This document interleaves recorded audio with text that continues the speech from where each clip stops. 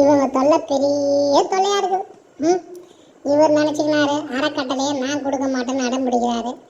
இவர் நினச்சிக்கிறாரு அறக்கட்டளை எங்களுக்கு தான் சொந்தம் நினச்சி போறாரு.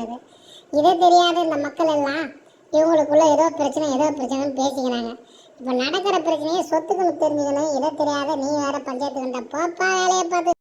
அப்போது எங்கள் சின்ன ஐயாவும் பெரிய ஐயாவும் கட்சிக்காக போகிறார் இல்லையா, நாட்டு மக்களுக்காக கஷ்டப்படலையா, தான் இனத்துக்காக தான் ஜாதிக்காக இவங்க எதுக்குமே குரல் கொடுக்கலையா?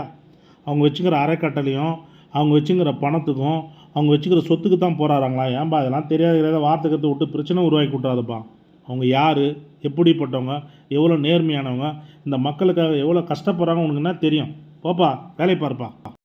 இந்த மக்களுக்காக அவங்க போராடுறாங்க, இந்த நாட்டு மக்களுக்காக கஷ்டப்படுறாங்க, தான் ஜாதிக்காக குரல் கொடுக்குறாங்க. எதுக்காக கொடுக்குறாங்க? கட்சி விட்டு கட்சி மாறினா 1000 கோடி 2000 கோடி இந்த எம்பி சீட்டு கிடைக்குமா, இவ்வளோ பணம் வருமானு தான் போராடுறாங்க. இது வரைக்கும் இவங்க என்ன சாதிச்சுக்கிறாங்க? ஏழை மக்களோட சொத்துக்களை வாங்கி வீர வன்னியர் அறக்கட்டளை வச்சு இவங்க பேரில் சொத்து எழுதினாங்க. பாதிக்கப்பட்ட எந்த வன்னியர் மக்களுக்காச்சும் ஒரு சீட்டு கொடுத்துருக்காங்களாடா? டே என்னடா தெரியும் உனக்கு இவங்களை பற்றி? இன்றைக்கும் கட்சி பதவி வேறு யாரும் வந்துடக்கூடாது, அப்பா இடத்த நான் பிடிக்கணும், பையன் இடத்த அப்பா பிடிக்கணும், மற்ற சொந்த பந்தம் வந்துடக்கூடாதுனால தான் அப்பாவுக்கும் பிள்ளைக்கும் பெரிய சண்டை நடந்துக்குது. அப்படியாப்பட்ட கட்சிக்காக பாடுபட்ட குருவே சாவடிக்கும் போது 10 ரூபா செலவு பண்ணாதுங்க. இவங்க இருக்கிற ஜாதி மக்களுக்காக இவங்க காப்பாற்றுறாங்க, குரல் கொடுக்குறாங்க. போடா வேலையை பார்த்துக்கணும் வந்துட்டான் இவன் ஒரு ஆளுன்னு பேசுறது. அப்போ குருவை இவங்க தான் சாவடிச்சிட்டாங்க நீ சொல்கிறியா? அதெல்லாம் இருக்காதுப்பா. குரு யார், எப்படியாப்பட்டவர், எவ்வளோ பெரிய திறமைசாலை, எவ்வளோ பெரிய பேச்சாளர், தான் ஒட்டுமொத்த இனத்து மக்களும் தான் பேச்சுக்களை கட்டுக்குள்ள வச்சுருந்தார். அப்படியாப்பட்டவரை போய் இவங்க சாவடிச்சிட்டாங்க. அவர் இல்லாதனால எவ்வளோ பெரிய இழப்புன்னு சொல்லி ஃபீல் பண்ணி பேசிக்கிறாங்க. இதை தெரியாத பேசுங்கிற போயா வேலையை பாரியா. குரு போனதுலேருந்து எந்த கட்சிக்காரையும் இவங்களை கூப்பிடுறது கிடையாது, எந்த கட்சிக்காரையும் இவங்களுக்கு பொறுப்பு கொடுக்கறது கிடையாது, எந்த கட்சிக்காரையும் இவங்களோட கட்சியாகவே மதிக்கிறது கிடையாது. ஏன்? சொந்த கட்சியிலே ஏகப்பட்ட பிரச்சனை. இதுவும் இவங்க பலமாக கொண்டு அடக்கவும் முடியாது. சும்மா பேசுவாங்க பாஸ், இவங்களால எதுவும் பண்ண முடியாது. குரு உள்ள கமாண்டு இவங்களுக்கு கிடையாது. அதனால தான் இவங்க கட்சிக்குள்ளே இவ்வளோ பெரிய போராட்டம் இருக்குது. இப்போ என்ன பிரச்சனை?